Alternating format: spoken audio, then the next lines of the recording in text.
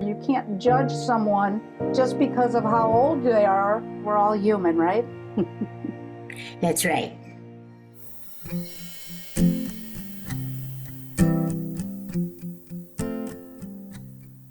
I see trees of green, red roses too. I see them bloom for me and for you. And I think to myself, what a wonderful world. Hi, my name is Weichler, and I've been a medical social worker for 40 years. And I've also authored many articles and written an award-winning book called Role Reversal: How to Take Care of Yourself and Your Aging Parents. It's so great to see you, Elaine. Well, Welcome. nice to see you. Thank you.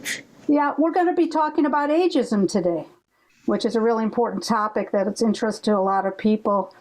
And I thought I would just start with an example of ageism because I think that might help people. When I think about ageism, one of the things that comes to mind is when I was working in the hospital, I had a lovely patient in her 80s who I visited daily. She was amazing. She was writing a book and a memoir about herself. And one day I went to the nursing station and the nurses were sort of giggling. She continued to buzz the nursing station and she told them there was a lizard in her room and everyone was ignoring her and making fun of her. I knew that she was a very bright, intelligent woman. I went down to her room because I knew that meant that something was up. I walked in her room and sure enough, there was a salamander on the floor next to her bed. Her room was right across from where the families would visit, and we had a fish tank there, and a salamander lived in that fish tank. And he decided to take a field trip, and he jumped out of the fish tank and marched into her room. And I think that's a really great example of ageism, when people mistakenly stereotype people just because of their age or make false assumptions about their abilities, what they can and can't do. And it's something that happens a lot. I was just wondering, for you, Elaine, have you ever experienced ageism, or what do you think about ageism when you hear that word?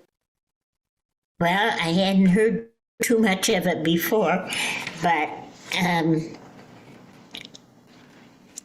I haven't been, as old as I am, I really don't feel like I've been had any problems with people ignoring me or talking about me or laughing at me. That's good to hear. Have you witnessed it with other people, other friends, or other people that you know talk to you about it? No, most of my friends just feel about the same way that I do. We stay active. A lot of them, one of the big things probably is driving. That we've all lost our ability to drive or permission to drive. Yes. And that has really cut us back a little bit. It's a big adjustment because it's a loss of independence, isn't it? Yes. Yeah. You know, it's interesting. I just read a study a couple of days ago about ageism, and I thought it was really interesting. They interviewed 83,000 people from around the world, 57 countries, and 56% of them found that they had experienced ageism, and that was in 37 out of the 54 countries. So I think it's really interesting. Ageism isn't exclusive to us. It's an around-the-world problem. And it was interesting to me that the United States was ranked 4th in that study. So it is a big problem here. Do you know, have you ever heard of reverse ageism, Elaine? Do you know what that means? No, I don't. So reverse ageism is sort of the opposite. It's when people make false assumptions about younger people just because they're young. And that happens too.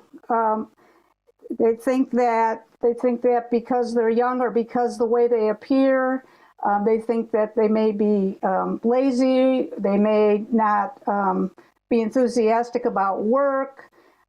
They have all kinds of false assumptions about that. I was wondering, did you ever see that or experience that with your family? We're probably all guilty of that. Looking at, why don't the young people dress a little more appropriately in our vision? Yeah. To the point where you sometimes say, don't they look in the mirror? So, for example, if you see someone that has a lot of tattoos, do you draw assumptions about that? A lot of tattoos, knees that are cut out in jeans. I mean, things that we probably think were quite inappropriate as far as tight clothes. Yeah. I think one of the things I notice most right now are the tights that people wear. Yeah. What do you think causes ageism and people making assumptions about people just because of how they think that they look? What do you think causes people to make false assumptions about people that are older? People that are older? Well, because of our lack of mobility, it seems that, how can I say it? We're looked down upon. We don't move as quickly as everybody else, as the young people. And the driving. I think that's the lack of independence. Yeah. Mentally, we probably lose words occasionally more than younger people do, and that's noticeable. Yeah. In my experience... In fact, I notice it, even though I know what's going on. Every once in a while, I lose a word that I know very well. Yeah. And Well, that happens to everybody. That's a little secret. It does, but it seems to happen more and more. Yeah. In my experience as a social worker working with a lot of families and people, I think one of the things that happens is when people see people that are much older, it sort of makes them think about their life and how long are they going to live and their own mortality. And I think that sometimes makes people anxious. Or when they see a loved one who's older, who changes, like you're talking about, where they have a hard time with words, or they can't drive anymore, or they need help walking.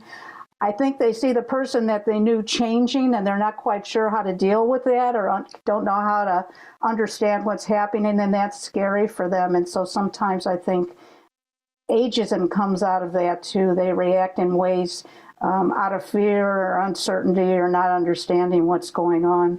What do you think about that? Does that make sense to you? Yes, and I think we're a lot more cautious in the way we do things, as far as moving around and any of the activities that we're involved in. Yeah, I think it makes a big difference too if someone has a significant person in their life, like a grandparent, where they have a role model, someone who's older that they know and they're comfortable with. I think that really changes their perceptions about aging too. When someone doesn't have someone older in their life, they're not as comfortable about interacting with that person. Does that make sense to you? Yes, it does. Yeah. Okay. And why do you think ageism is a problem for people? What do you think that's a bad thing when it happens? Well, sometimes I find in my children, they expect me to be doing much of the same things that I did before, and I can't. I hate to admit it, but they soon realize that I'm not going to jump up those stairs. Did they get impatient sometimes when you're not doing things the way they expect? I have noticed that they're becoming more used to it. Okay. They really are. But in the beginning, when I started to slow down, yes, I could tell there was a difference in, well, come on, let's go. And it doesn't happen that way. Yeah, that must have been frustrating for you. Not terribly. Oh, I just good. just hang on a minute. You know, an interesting thing that I learned in my research about ageism, and I thought this was really interesting. The World Health Organization did a study about ageism, and they found that people who bought into these stereotypes that believe that when you're older, you can't do things, they lived 7.5 years less than people who didn't believe it. And I found that really surprising, but really interesting. And the other thing that I learned from that is that people who believed these wrong ideas about growing older tended to do worse when they were recovering from a medical illness. And they also had more anxiety and depression because they bought into these beliefs that weren't true. Right. I don't know if you find that in your friends and your peer group, if you've seen evidence of that in your life. Well, I have. I notice it too in many of my friends that we try to understand each other and work with it, but each one is an individual and they don't put themselves right into the other person's place. Mm-hmm. Do you Does that make sense? Oh, totally. Yes, it does. It's I can't say we're critical. We're very understanding of everybody else's position, but you do notice the difference. Yeah. Well, it doesn't matter what your age is. We're all human, right? That's right. Yeah. And the other thing that I wanted to ask you about is when someone is ageist, when they judge someone because of their age or because how they look like that, how does that affect them? What happens? What do you think that happens for them emotionally and how they react? Does that make sense, that question? Should we be concerned about that? No, I just kind of have gone along with each age as it comes, and every problem that comes along. I haven't noticed too much difference, and a lot of the people that I'm with have always been younger than myself. Mm-hmm. Do you find it helpful to be around younger people? Well, they're not that much younger, but within 10 years, yeah. Yeah. Well, it sounds like you've had a really good experience, and your age hasn't affected what you do and how you see the world. You've got a really bright perspective about that, and that's great. Well, it does affect what I do, but how I see the world, no. You know, what you said earlier, I think, is really important when you were talking about your family and how they expected you to do things that you couldn't do. I think that's a really important point, and I think that's such a universal issue for families when they have a senior loved one, because their adult children or their grandchildren see them and expect them to do things that they can't. And that can really affect the quality of their relationships, because if your adult kids are saying, oh, you can just go do this, or you should be doing this, or why aren't you doing this? It sends a lot of messages, negative messages, and it can affect how you look at yourself. And it also can hurt your relationship because you feel like your family's telling you what to do when you don't necessarily want them to tell you what you should be doing or how you should be doing it. They do to a certain extent, but right along, I have really made all my own decisions as to where I am, what I'm doing. So they have allowed me to do that. Where I live, what I do, and I even decided when I would quit driving. And that's something that a lot of people encounter, that the kids, you're not driving anymore.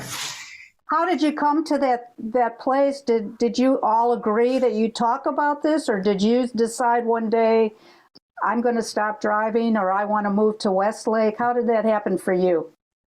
Well, each move, I moved into an independent place because I felt I could not take care of do all the physical things that I needed to do. Just in the cooking and cleaning, especially cleaning, I couldn't get into different places, up and down. Yeah. So I decided it was time to move into a senior place. Mm-hmm. And I did. It was an independent. And then I was having trouble walking. So we found an assisted living, which is where I am now. And what was it like? Well, I'm sorry, I didn't mean to interrupt you. I was just going to ask what it was like for you when you first moved in. How did you feel about it? Were you anxious? About what? When you first moved in, when you moved into assisted living, were you excited? Were you anxious? How did you feel about it, and how did it go? I felt comfortable because I knew that I could get some help if I needed it. But at each move, my children went with me and we checked out many places. And they were very, very cooperative, very understanding, and let me decide what it was I wanted to do. It must have meant a lot to you to have that support from your family. I did. And it sounds like you feel safer being in a place where you have that additional support Right. you needed. Right. Yeah. And it just seems like I knew the time. I just decided, okay, this is it. We're going here or we're going there. Uh-huh.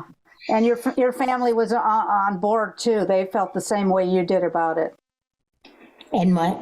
Your family was felt the same way that you did about it in terms of the timing of We all agreed. We talked about every place, and we all had the same feeling and agreeing with it. So what advice would you give people who are in your situation where they're seniors and the senior has one idea about what should happen and families have a different idea about it? What would you say to them about how they should talk about it or handle that? Well, just sit down and talk to the kids, explain why you need it, what you need, and hope they understand. Mm-hmm. Now, my kids are very comfortable with my being here, and I am too. That's great. But they've been right with me all the time and listened to me. I think that's one of the big things is the children decide that they're the parents, and they don't give you any respect. I mean, these are the things I've seen with others. I think that's true. I've seen that a lot with the folks that I work with too, Elaine.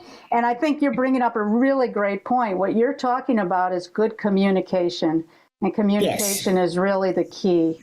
And, and being respectful, everyone being respectful of each other and their thoughts, their feelings, and their goals, and that's really important. So when ageism happens, what do you think seniors can do to kind of protect themselves against it? Do you have any thoughts about that? I know it's a relatively new concept for you. No, I don't. I don't know how families have interacted before, and I think that's something that plays into it a great deal. Yeah. Well, I think you pointed out something, and that is when ageism happens, that it's really important for you to express your beliefs and sort of stand up for yourself. When decisions are being made and they're being made about you, it's really important that you have a voice. So I think you made a really, really good point about that. Years ago when I was in college, so I was young, we had a guest speaker that I saw. Her name was Maggie Kuhn. And she was an incredible woman that started an organization called the Gray Panthers. And it became a big movement in this country. And her goal was to help everyone understand how important the voice of seniors is. And she had the whole room standing up and cheering at the end of her talk. And one of the things that she said that always stayed with me is, and she did it in her life, is to have intergenerational contact. And that means like having your grandchildren and your children and having people of different ages get together to do things in common. And just that experience of being together, whether people realize it or not, it really results in respectful relationships and a greater understanding of the importance of people for who they are and not how old or how young they are. And I think that's the important thing. I think we have to realize too that we should be very accepting of each age as they move along. Yeah. Another thing that I think is really important, my dad was in assisted living. My dad lived to be 97. And one of the things that his program started that was so wonderful, they had a man come in and people that lived there could volunteer, and they wrote a little book about their lives. And so my father was in World War II for 4 years. He was a soldier in the Army, and he wrote about his experiences in the war. And the families went to it and residents went to it, and people sharing their stories and their lives was really eye-opening. It made people understand more about them. It made them look at them more as a person rather than looking at their age. And it was a wonderful experience for my dad. He felt so great telling these stories that were so important to him and meant so much. And the reaction that he got was so wonderful from people. And so I think that's another good way to prevent ageism, talking about your life and sharing things about it and helping people to learn new things that can really create great memories for you and respect. And it can be a really important way of fighting ageism. It is. And I think we do that even unconsciously. When we're all sitting. And pardon me? I was going to ask you, how does that happen? When does that happen? Well, just sitting there over coffee, after dinner, after lunch, we just automatically go into these conversations. Something will come up, and then, oh yes, I remember something like that. And it's a back and forth thing, and I think that's one of the biggest things is socialization. Oh, yeah. That's a really great point. And having this communication back and forth. Does it help you to know that other people are feeling and experiencing the same way as you? Right. Yeah. Helps you feel less alone. Yeah, I feel that way too. I think that's really, really important. And I think, at any age that happens. When we had our coffee clutches and after dinner cigarettes, which we did. I won't tell if you won't. Another way I think it's important to combat ageism is kind of doing what my original example was about. I went back to the nursing station after the woman with the lizard story. And these were healthcare professionals. And I sat down with them and I said, this is a really good example. And a time you should always remember you can't judge someone just because of how old they are or about what your perceptions are about what they can and can't do. And or how young they are. That's right. And I thought that was a really important learning experience. So I think people standing up and saying things like that when they see ageism happen can really make a difference too. Making a difference for people too. And that's a hard thing to do. Not everybody can do that, but it's I think a really important thing to do. Right. Have you ever had a chance, a time in your life when you've had an opportunity to do that or you felt a need to do that? Yes, you do see it. And you see it especially here. There are a few cases where you wish people's families would be more concerned with them, come in and see them more often. Yeah. Or take them out. Yeah. Another place where ageism happens a lot is in the workplace. And I just wanted to mention that too, because I think that's really important. Were you did you have a profession, or were you a full-time mom, or what was your experience? I was a nurse. You were okay, so you were there right in the thick of it. Yeah. And so I think what happens in work environments too is people perceive, if you're older, that you can't do the job as well. People don't get promoted. People don't get involved in projects that they're perfectly capable of doing just because of their age. And that happens a lot in work environments. Did you see that at all in your work as a nurse?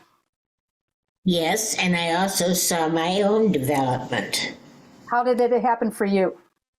Well, as a youngster, I probably wasn't that patient, maybe is the word. Mm-hmm. And as you grew older, you could have a little more empathy for everybody else, and even with your coworkers, because I worked until I was 70, 75. Oh, God bless. That's amazing. Well, I was fortunate enough to be able to do it, and I could see my own development. How so? What did you see? As I said, more patient, more understanding of the problems that older people had. Mm-hmm. All the things I'm facing now. Yeah. And that's a really tough thing to do when you're a nurse. It's such a high pressure job and it's so challenging. So kudos to you. That's really great that you were able to see that and understand that. I had a dear friend, her husband was in his 90s. He was an architect. And he was such an experienced guy, and he was so great that they hired a driver to drive him into the office every day to teach the young architects that were there. They had never seen a blueprint, and he would bring in blueprints, and and they thought he was unbelievable. He mentored so many people, and his experience and his knowledge was invaluable for them. And he felt, I used to talk to him about it, he felt so great about still being able to go in the office and having these bright young architects really learn from him. So it was a wonderful experience for everybody involved, which I thought was really great. And the fact that his office wanted to do that too, they paid for a driver to bring him in, I thought was a really great thing. So I think in workplaces, if you create an environment that treasures everybody there, regardless of their age, I think that can really promote an environment that's a wonderful place for everybody involved. Yeah, it is, really. Yeah, I think that's a really great thing. And so the last thing I wanted to ask you about was, do you have any other thoughts about how we can fight ageism and what we can do? No, I think a lot of it comes with experience. Mm-hmm. Probably having a role model somewhere. Yeah, somehow.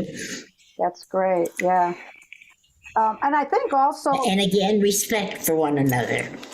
Absolutely, and valuing each other as a person. Right. Yeah, seeing the humanity in other people is important. I think also being involved in decisions about what's going to happen with you as you age. You had specific ideas. That was very important. And I see it even now. I'm much happier than a lot of people who have been told what they're going to do, where they're going to do it. I think you're a great role model because you spoke up. You said, this is what I'd like to happen in my life, and this is how I'd like it to happen. And together with your family, you found a place that you knew would be a great fit for you and a place you'd be happy. And we looked at a lot of places. Uh-huh. And what things were you thinking about when you were looking for the place that would be best for you? Something was bright, where I felt alive. And when I came in here, I saw a lot of people moving around, and that made a big difference. Oh, interesting. Yeah. I remember when we took my dad and I was taking him to look at assisted living places, I knew that his wartime experience was so important. And so I asked the director of the place we were looking at if there were any other veterans, World War II vets, and there were. I had them get together with my dad when we were first looking, and they met. And that was really important to him, to be in a place with his brothers, with other vets that had the same experiences as him. Right. And so, and it was really important too that I sat down with him and I said, tell me what you're looking for, what's important to you, when you move, what things do you want available to you? And for example, my dad was very active. He wanted a place where there was a gym where he could go to work out. And my dad really loved food. So the first thing we did was went and met the head cook. And he became really good friends with him. And that made a world of difference. That's important. That's what we really look forward to, is each meal. Yes. Food is important to us all, regardless of our ages, Elaine. Seniors have so much world experience and life experience, and there are things that they like to do. It may be gardening, it may be writing, it may be anything really. Right. Personal preferences and hobbies and things. And I think creating an environment or an atmosphere where they have an opportunity to share those skills and talents is a beautiful thing too. That can really create strong connections. And also, again, enlighten people about, doesn't matter how old you are, you have a lot to contribute to the world. Yes. I just want to let you know what a pleasure it was talking with you and learning from you and spending time with you.